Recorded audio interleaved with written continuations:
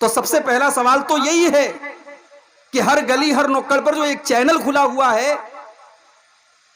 اور اتنے جاہل ہیں بعض چینل والے، ان کو ہندی لکھنے کی تمیز نہیں، ان کو اردو لکھنے کی تمیز نہیں، ان کو یہ پتا نہیں کہ مذکر کیا ہے مؤنث کیا ہے، انہوں نے چینل بنا دیا، صاحب انگوٹھا چھاپ ہے، ہندی کچھ آ رہی نہیں رہی، انگلش کچھ آ نہیں رہی، اردو کچھ آ نہیں رہی، انہوں نے چینل کھول دیا انہوں نے۔ اب اس پہ انہوں نے جو ہیڈنگ ڈالی ہے، ابھی آپ نے سنا مولانا جرجیس صاحب جیل میں،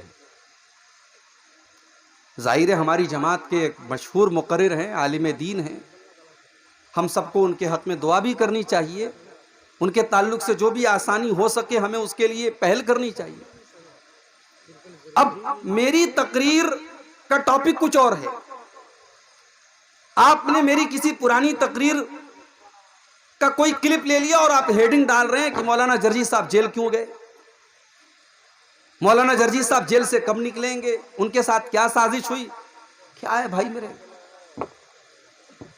میری تقریر پر ننگی عورتوں کی تصویریں لگا کر کے آپ تھمبنیل بنا رہے ہیں۔ میں اگر چاہوں تو بعض چینل والوں کا نام بھی لے سکتا ہوں، مگر میں ایک موقع دے رہا ہوں، نام لینا میں مناسب نہیں سمجھتا۔ میرے بھائیوں، آپ اس کی اصلاح کر لیجیے۔ آپ تقریر، ارے آپ کو اگر یہی سب کرنا ہے تو آپ ناچ گانا ڈالیے نا، تقریر کو بدنام مت کیجیے۔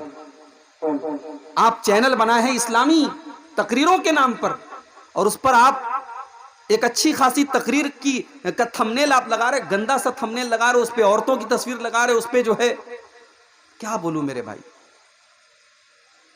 تو میرے بھائیوں، یہ آپ کے جلسے میں آنے والی ایک بڑی خرابی ہے، اس کی آپ اصلاح کی کوشش کیجیے۔ دوسری چیز، اب بہت دھیرے دھیرے یہ چیز عام ہو رہی ہے، اشتہار پہ فوٹو ڈالنے کی، کیا ضرورت ہے بھائی اس کی؟ عبد الغفار صاحب کو لوگ جانتے ہیں، آپ کو فوٹو ڈالنے کی ضرورت نہیں ہے۔ شیخ بدر الدجا صاحب بہت مشہور شخصیت ہے آپ کے درمیان، ان کا فوٹو ڈالنے کی ضرورت نہیں ہے۔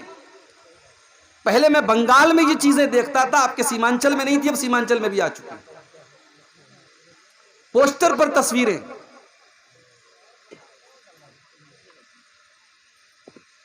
اس کے بعد بڑے بڑے پھاٹک اور بینر بنائے جا رہے، اس کے اوپر بڑی بڑی تصویریں۔ میرے بھائیوں، یہ جلسوں کو آپ ایک فتنہ مت بنائیے اللہ کے واسطے۔ مجھے بڑی خوشی ہوئی، ابھی کٹیہار اور آس پاس کی جمعیت کی طرف سے کچھ ایسے بھی اعلانات آئے کہ اب ہم رات بھر کے جلسے نہیں کریں گے، کئی جلسے کینسل بھی ہوئے، یہاں تک میں نے سنا کہ جمعیت کے ذمہ داروں نے کہا کہ ہم مدرسے والوں کو توصیہ نہیں دیں گے اگر وہ رات بھر جلسہ کریں گے۔ میرے بھائی، یہ بالکل صحیح فیصلہ ہے، رات بھر تقریر آپ سنیں اور فجر کی نماز میں ایک آدمی بھی نہ رہے، ایسا جلسہ کرنے کرانے کا کوئی مطلب نہیں ہے۔ آپ کم سنیے، آپ ہمارے یو پی میں چلے آئیے، آپ مہاراشٹر میں چلے جائیے، آپ دوسرے اسٹیٹ میں چلے جائیے، پروگرام 12 بجے کے بعد نہیں ہوتا ہے، 11 بجے تک، میکسیمم 12 بجے تک پروگرام ختم۔ رات بھر پروگرام کرنے کی کیا ضرورت ہے میرے بھائی؟ لوگ کہتے ہیں مولوی صاحب ہمارے یہاں گاؤں دیہات سے لوگ آتے ہیں، ہم رات میں چھوڑ دیں گے، لوگ کہاں جائیں گے؟ یہ سب بہانے اب بند کر دیجیے۔ سب کے پاس اپنی سواری کا سادن ہے، اب لوگ اپنی اپنی گاڑیوں سے آتے ہیں۔ اگر کسی کے پاس سواری کا سادن نہیں ہے، ٹھیک ہے، وہ کہیں آرام کر لے گا اپنی رشتہ داری میں یا مسجد وغیرہ میں انتظام ہو جائے گا، رات بھر آپ پروگرام مت رکھیے۔ میری باتیں اگر آپ کو بری لگ رہی ہوں مجھے معاف فرمائیے گا، لیکن یہ ہیں یہ چیزیں، اس کو دور کرنے کی ضرورت ہے میرے بھائی، اور جب تک آپ قدم نہیں بڑھائیں گے یہ چیزیں دور نہیں ہوں گی۔ میں اللہ سے دعا کرتا ہوں اللہ تعالی ہم سب کو اپنی کمیوں کو دور کرنے کی توفیق عطا فرمائے، آمین۔ میرے بھائیوں، یہ ربیع الاول کا مہینہ ہے، اس مہینے کو اللہ کے پیارے نبی کے ساتھ بڑا گہرا تعلق ہے۔ اس مہینے کا اکثر سیرت نگاروں کے مطابق اسی مہینے میں اللہ کے پیارے نبی پیدا ہوئے، اسی مہینے میں اللہ کے نبی دنیا سے گئے، انتقال ہوا آپ کا، وفات ہوئی آپ کی، اور اسی مہینے میں اللہ کے پیارے نبی مکہ سے مدینہ پہنچے۔ تو ربیع الاول کے مہینے کو بڑا گہرا تعلق ہے اللہ کے رسول کی سیرت سے۔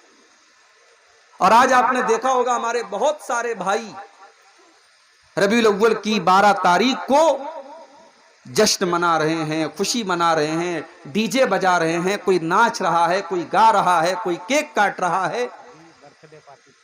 کیا نام دیا گیا اس کو کہ صاحب ہمیں رسول سے محبت ہے۔ کون ایسا مسلمان ہے جو یہ کہے گا ہم کو رسول سے محبت نہیں ہے؟ رسول سے محبت یہ ہمارے ایمان کا ایک حصہ ہے، اس کے بغیر ہم مومن ہو ہی نہیں سکتے۔ اللہ کے پیارے نبی فرماتے ہیں لا یؤمن احدکم حتی اکون احب الیہ من والدہ وولدہ والناس اجمعین۔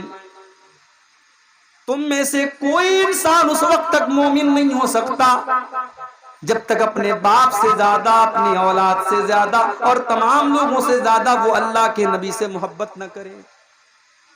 جب تک تمام لوگوں سے بڑھ کر کے وہ اپنے نبی سے محبت نہ کرے تب تک اس کا ایمان مکمل نہیں ہو سکتا، وہ مومن نہیں ہو سکتا۔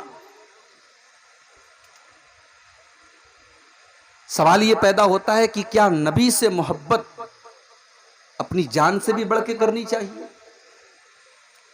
بھئی ماں باپ سے زیادہ تو کرنی ہے، اولاد سے بڑھ کے کرنی ہے، سارے لوگوں سے بڑھ کے کرنی ہے، کیا اپنی جان سے بھی بڑھ کر کے محبت کرنا ہے نبی کے ساتھ؟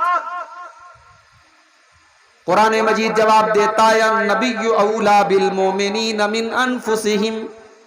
نبی سے محبت ایمان والے اپنی جان سے بڑھ کر کے کرتے ہیں، اپنی جان سے زیادہ وہ نبی سے پیار کرتے ہیں، نبی ان کو اپنی جان سے زیادہ محبوب ہوتے ہیں۔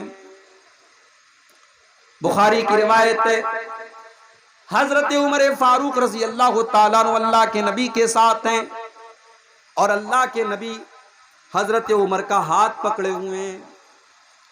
حضرت عمر بڑے جذبات میں آ کر کے کہتے ہیں کہ اے اللہ کے نبی لَأَنْتَ أَحَبُّ إِلَيَّ مِنْ كُلِّ شَيْءٍ، اے اللہ کے نبی میں سب سے زیادہ آپ سے محبت کرتا ہوں، سارے لوگوں سے زیادہ میں آپ سے محبت کرتا ہوں، إِلَّا مِن نَفْسِي، سوائے اپنی جان کے، جان سے زیادہ آپ سے پیار نہیں کرتا۔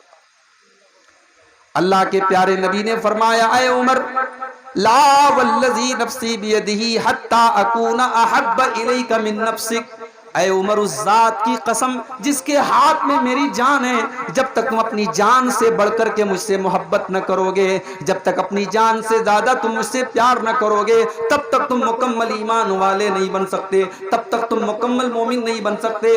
حضرت عمر نے دیکھیں یہی ایمان والے کی نشانی ہوتی ہے، ایمان والے کی نشانی یہی ہوتی ہے کہ فوراً اپنی غلطی سے رجوع کر لیا اور حضرت عمر نے کہا کہ اے اللہ کے نبی میں اب آپ کے سامنے اعلان کرتا ہوں کہ میں اپنی جان سے بڑھ کر کے میں آپ سے محبت کرتا ہوں۔ اللہ کے پیارے نبی نے فرمایا الآن یا عمر، اے عمر اب جا کر کے تمہارا اسلام مکمل ہوا، تمہارا ایمان مکمل